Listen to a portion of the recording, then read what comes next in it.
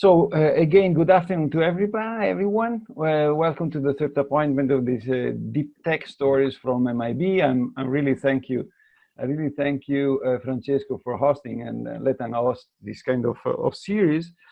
In this series, we have the pleasure to introduce leaders from research institution and I would say pretty innovative companies that develop new product based on scientific discoveries and or meaningful engineering innovation, which somehow resumes what deep tech is.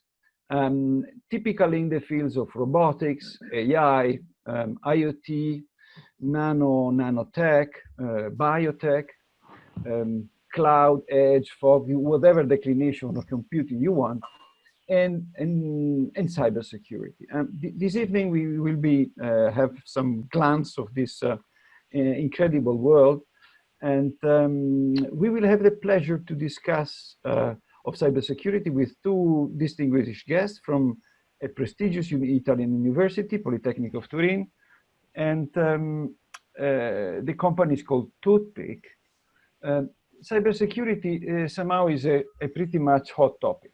And recently, especially due to the COVID-19 outbreak, has become on the new part of the daily news.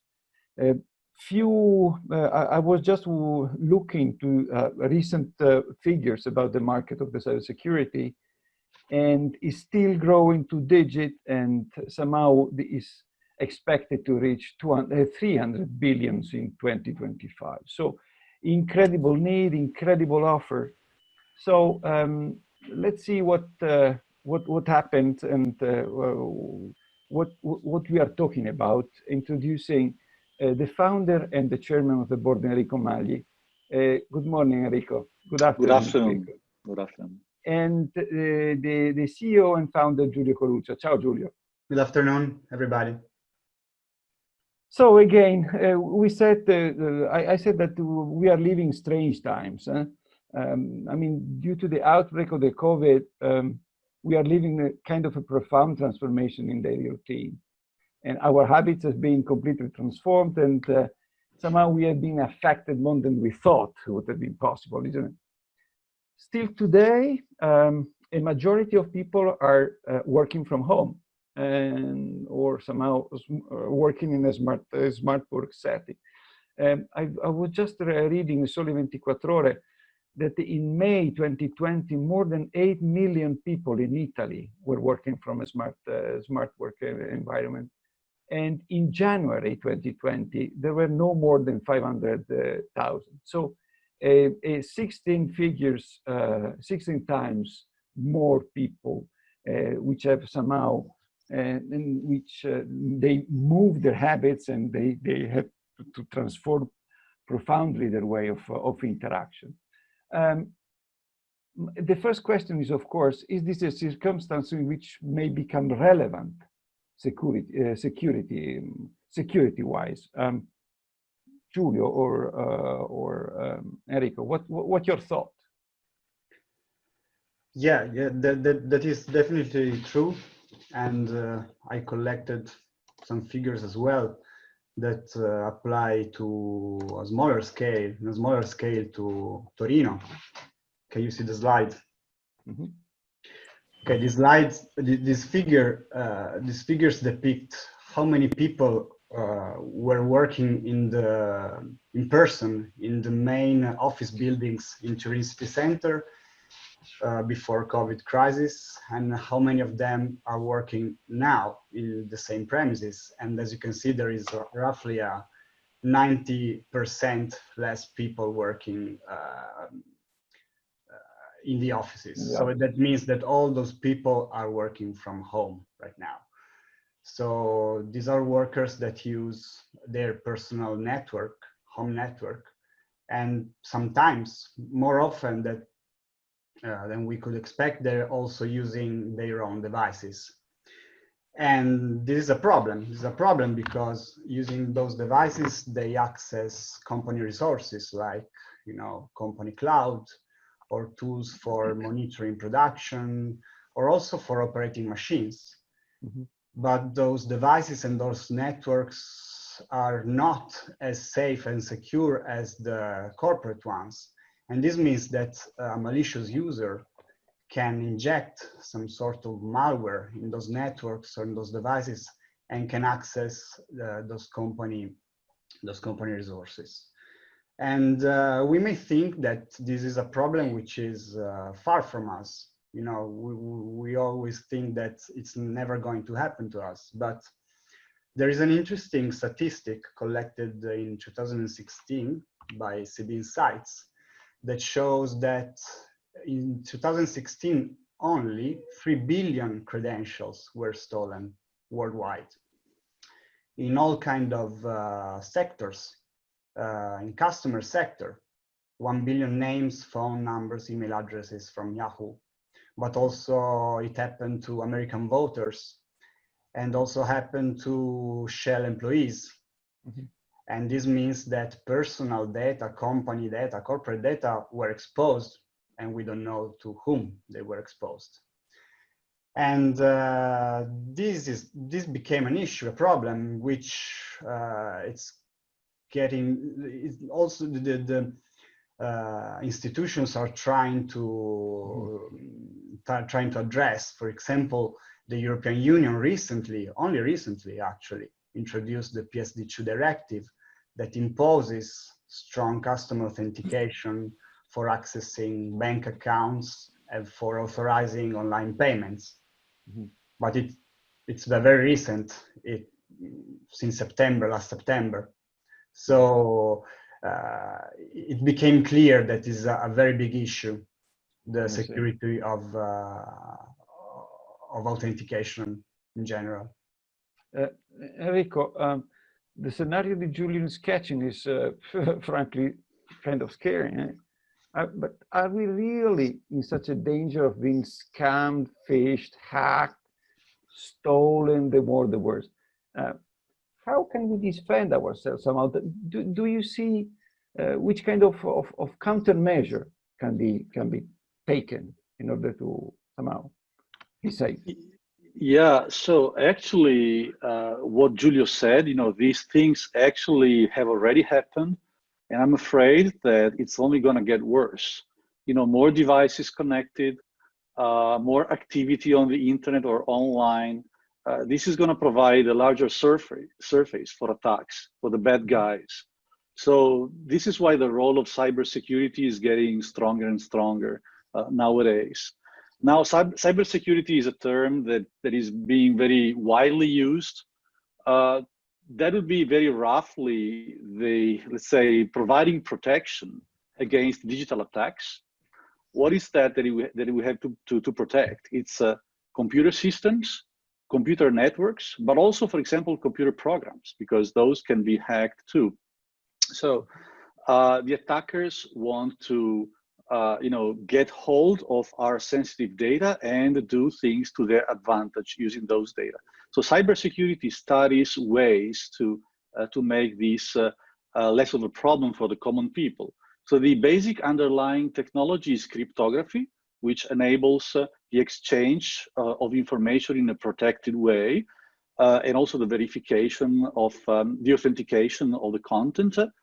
The cryptography has to be carried out in a way that is compliant to the regulations and standards. Giulio just mentioned the PSD2 directive, and obviously there are other directives in other continents, in other geographical areas. So interestingly, the entities that can be damaged by attacks are both the businesses and the users. So they have to take different countermeasures against that. For example, businesses have to make sure that their databases are not violated, or if they are violated and there's a disruption of service, that they can provide business continuity.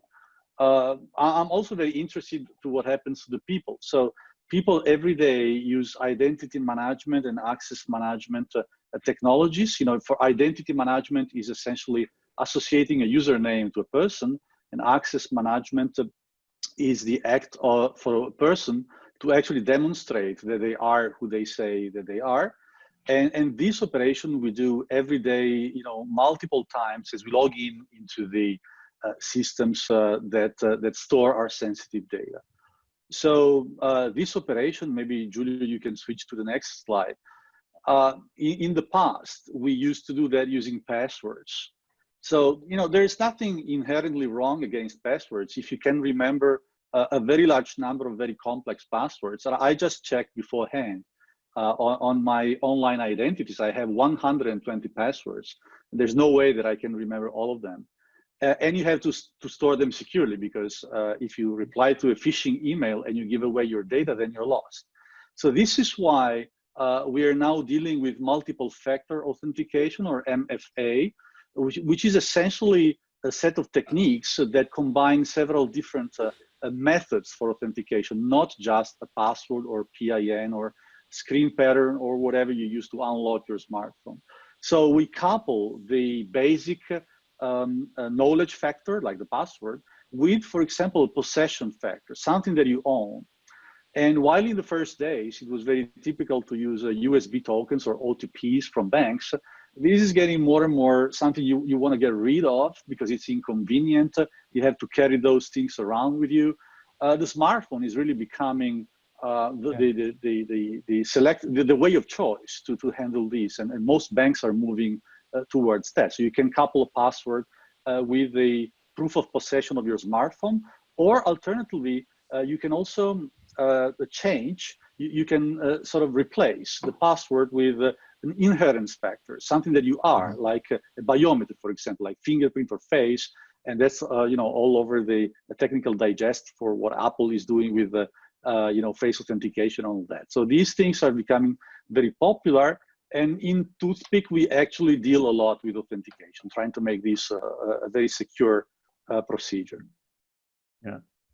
And maybe Giulio, you can give a drill of what actually ToothPic is doing in this factor with this area. Yeah, sure.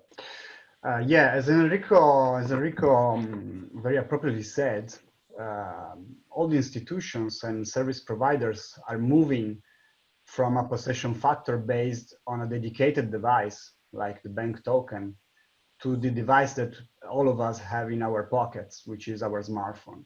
Mm-hmm. By doing this, they're of course reducing costs and augmenting the user friendliness of those systems, because you don't have to carry a device with you, it doesn't run out of battery, you may lose it, and so on. But doing this, they are trading security for those kind of things, because you're moving from an object which is unconnected, it's disconnected from the world. Bank token didn't have any port, for example, to an object which is 24/7 connected to the internet and exposed to any kind of malware and virus. Mm-hmm. And this is why I say that there is a very strong trade-off in this choice. While nowadays we manage dozens and dozens of identities, and for all of them, we should have a system for accessing our accounts, which is secure and user-friendly at the same time, which is frictionless for, well, this is an interest of e-commerce, of course, and also inexpensive for the companies that manage those systems. And this is really something that the market is looking for. Yeah, I was thinking about, because I mean, if the portable phone is somehow becoming a driver to be your password carrier somehow, clearly you habilitate kind of a much larger market, isn't it?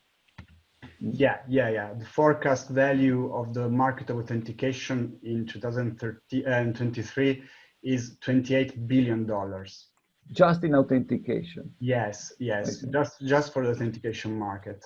And it's populated both by very big companies like RSA, Gemalto, Udemia, but also by a very large number of small startups that propose innovative technologies. We have a figure here which shows that almost 22,000 startups operate in the field of cybersecurity, and more than 1,600 of them received a seed fund in the last 12 months.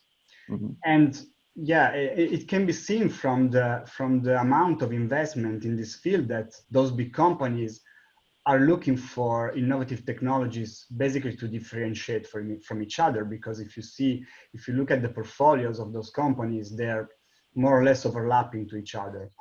And so there have been more than $4.7 billion raised by startups in 2020 only. So it's almost 6 months, and an average investment of $21 million. And we can see also from the figure below that investments in cybersec companies raised 5 times in 10 years, more or less. Incredible. So it's a very dynamic market. It's huge and dynamic market. Pretty large fishbowl. Yes. Yeah. And you, what you propose? Why do you think that ToothPic can be a player in this area? Just to. Well, we're trying to solve the trade-off that I mentioned before. As Francesco said in the introduction, we are trying to protect the way credentials are kept and stored in our phones using something that is intrinsic in the phones, which is a sort of a hardware characteristic of their camera. We are trying to protect those credentials, hiding them behind a secret that we extract from the smartphone camera. In fact, it is a very strange thing, and I guess that not many of you know this, but the processes that are used to manufacture, to fabricate optical sensors of smartphones are imperfect. And those imperfections leave a trace in the pictures they take. A trace which is invisible, but can be extracted, and is unique to the very specific sensor. It's just like a fingerprint, the fingerprint of our fingers that we leave on glasses when we drink. When the smartphones take pictures, they leave a sort of fingerprint in their pictures. And it can be extracted, and it's unique, and it's random. That means that the producer doesn't have any control on it. The producer won't be able to remove it, and the producer won't be able to clone it in a different device. So we are sure that if a picture contains that trace, that picture has been taken by our phone, by our camera. And so we said, okay, we can hide these credentials behind this secret that we extract from the camera in order that even if a malware is able enough to clone our phone, so the entire memory of our phone in a different phone, that credential won't be usable by him, because the phone that he cloned our credential to won't be usable, because that phone won't have the correct camera able to reconstruct the credential itself. So it's a sort of hardware key that we use to protect a software secret. Unique. Yes, so, it's unique. It's only of your phone. Even two sensors that come out from the factory, one after the other, have completely different fingerprints. And we designed this technology and developed it in order to be super easy to integrate into existing system, because we developed it for Android and iOS, which are the operating systems of, I guess, more than 99% of devices in the world, mobile devices in the world. But we made it compliant with existing systems, so it can be integrated seamlessly in existing authentication systems, digital signature systems, ways to exchange encrypted messages and documents that are readable only by your device, and also can be used to protect wallets for cryptocurrencies. which can be used then on our phones. And we are sure that only our phone will be able to make a transaction in Bitcoin, for example. And it's very secure, as I said, but it's also very user-friendly. Now we will show you a video of our system packed into an authenticator, which authenticates into an existing website, a website which is not ours. We packed it into an authenticator which is compliant with the very recent FIDO standard. And now you will see it. In a few seconds, the system will be able to log in. The user doesn't need to do anything. He just has to grab his phone, keep it in his hand. The phone now is taking pictures, but the subject of the picture is whatever. And in a few seconds, you're in. So it's very user-friendly. And why does it solve the problem, for example, of phishing credentials? Well, because if you have a thief which stole your knowledge factor, so your password, your PIN, and was good enough to make you install a malware, for example, the clone of your bank app, and was able to clone your phone, well, with his clone, he won't be able to access your account and empty it because the credential is not reconstructible, because his camera is nothing like yours. So you can only reconstruct your credential with your phone. Any other phone will be unable to use your credential as so, and hence to pretend to be you. Amazing. So somehow you exploited the defects of fabrication of the pixels of your camera sensor to become a cryptographic key to secure passwords or whatever, or identities. Yeah. Amazing. Every pixel is different from each other, and now we have tens of millions of those pixels in a single sensor. Of course. So given such a versatility, somehow pretty useful technology, how and when do you think, or do you expect that will be somehow deployed somehow in order to overcome our insecurity or letting keep exposed to such a risk? Do you have, where are you, let's say, in this large fishbowl, as we were saying? Yeah, actually, in the last months, we have completed the process of transforming our university lab prototype into something that can be sold. Mm-hmm. So we are in the middle of the go-to-market phase, and we are setting up proof of concepts with major institutions like banks, insurances, but also system integrators that will help us moving faster. Because as I said, we didn't develop the entire authentication system, but only a very useful plugin also for existing systems. So we need third parties to speed up the process. Mm-hmm. Impressive. A couple of last questions, just to give some more perspective, let's say. Enrico, can you tell us what was the spark, somehow the trigger you had to join the rocky boat of startupping and somehow leaving the comfortable seat of being a professor in a prestigious university? Not leaving, but somehow. Yeah, so it's been a very long way from my usual day job as a professor at the Politecnico to a not so young startupper in the development of the product that Giulio just described. Actually, a few years back, we were working on a large scientific flagship project funded by the European Union for say groundbreaking research and all that, and we had this idea that we could employ these random patterns that can be extracted from pictures for some security applications.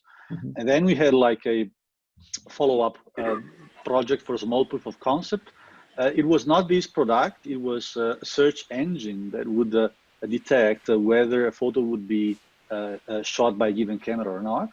And then we realized that we could do other things, including user authentication. We founded a startup, and then we did all the things that a startup usually does. So incubation, seed funding. Then we developed our technology into some, pre-product. We performed large-scale tests with a very large user base to show that it really worked. We completed our product, and we are now, ready to go to market, essentially. So as you said, I really left the quiet waters of my office in the Politecnico for some more, very exciting, actually, adventure.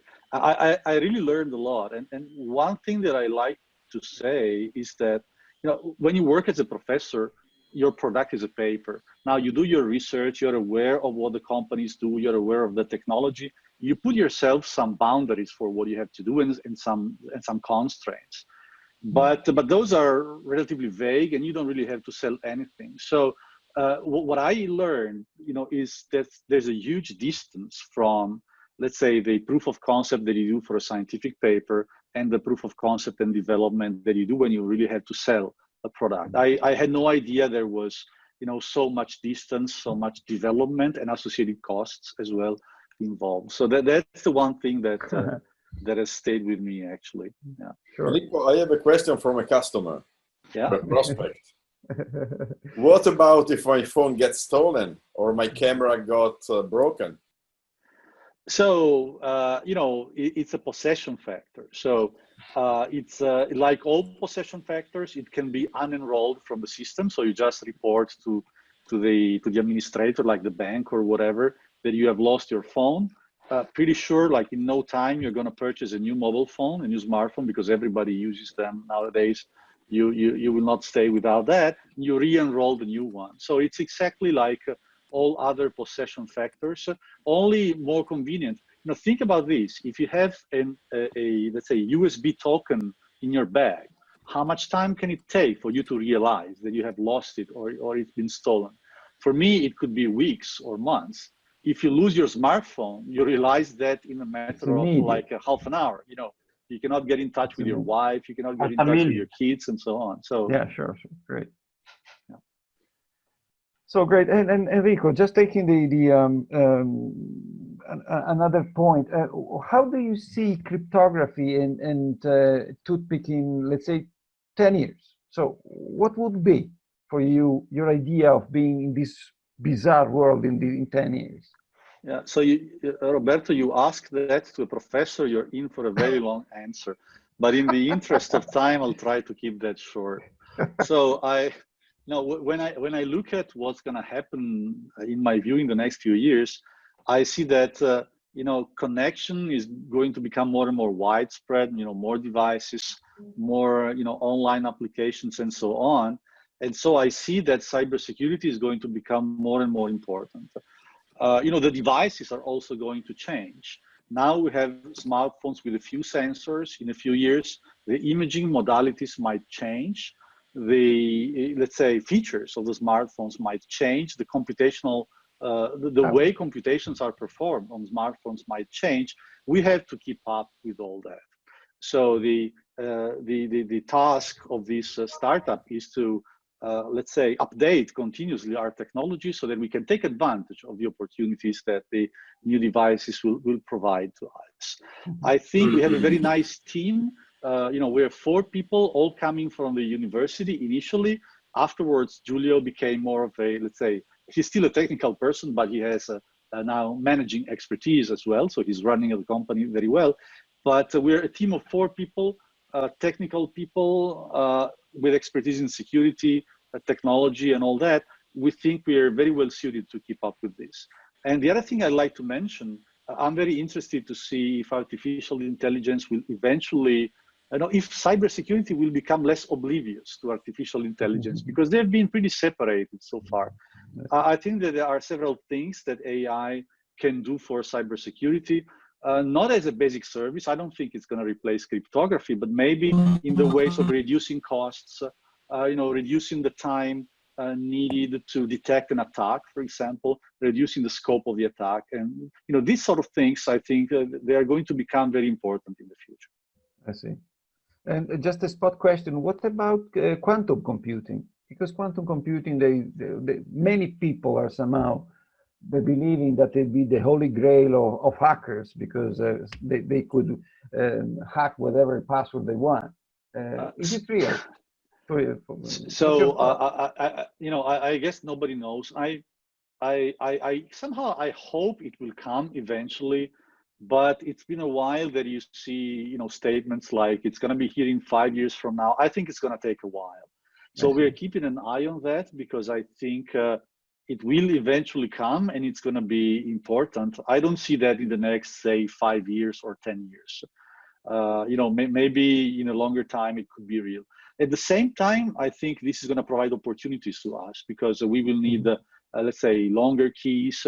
We will need to update. We will need more security, essentially. So we will be ready to take advantage of the opportunities arising from this.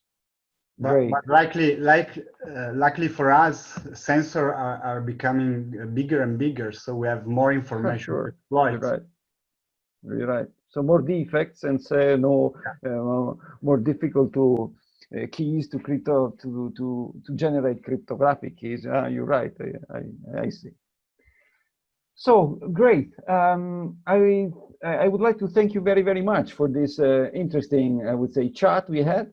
I guess I try to feel a bit more safe knowing that somebody will take care about my work, take care of my privacy, and to somehow my net safety.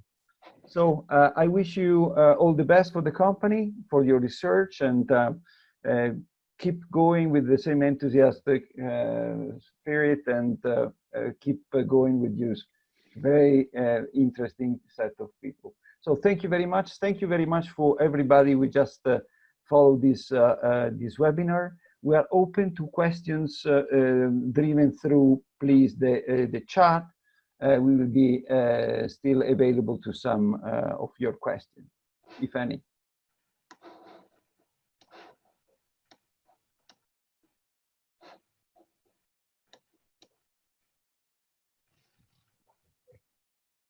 I have one, just because it's an interest of mine. Have you imagined how to integrate this with blockchain ID? That is very popular. There are a lot of startups investing in personal ID based on blockchain. That this could be the perfect match. I mean, an hardware proof of ID and a software unhackable, quantum computing permitting solution. Yeah, definitely. Let's say that I switched the slide, but I didn't show the screen. Sorry. We protect private keys, which are used at the borders of the blockchain, right where you have to either approve a transaction or you have to demonstrate that that key is yours. While in the middle of the blockchain, you usually use the public part of those credentials. So we are in the correct place for doing what you're saying, because basically a transaction in the blockchain is a signature operation. And the signature operation is done with the confidential part of that credential, which is the private key, which is the thing that we are protecting. So as long as you are storing this credential in a device which has a camera, and luckily for us, everybody likes to take pictures of their dogs and children, you're lucky, because you have a device which is connected to the blockchain and is able to use our algorithm to protect your identity. Companies like Coinbase could be interested in buying you before you scale up. That is an option. There's an option. Actually, we are working with an exchange. It's an Italian exchange from Turin, and we are making tests for the protection of their accounts, but also of the wallets they protect. The wallets, yeah. Yeah. Any other questions? There was a part of the first question that I didn't answer, actually. What if your camera gets broken? So if your camera gets broken, the good news is that nobody will be able to access your data. And the bad news is that you won't be able either. But I'm pretty sure that if your camera gets broken, you would want to buy a new smartphone in no time, so you can re-enroll your new smartphone and, you know, get started again. Sure, you're right. So if no other questions are coming, I think, Francesco, we thank you, everybody. We thank everybody, and thank you for your attention. And let's meet again at the next event. Thank you very much to everybody. Thank you, Francesco. Good luck, Enrico and Giulio. Fantastic business. I'm sure you will. I mean, you will grow and make a lot of money. Hope so. Thanks. Hopefully, yeah. Thanks Thank a lot. you very much. Bye. Thanks. Bye, Have a good everybody. day. Bye, everybody.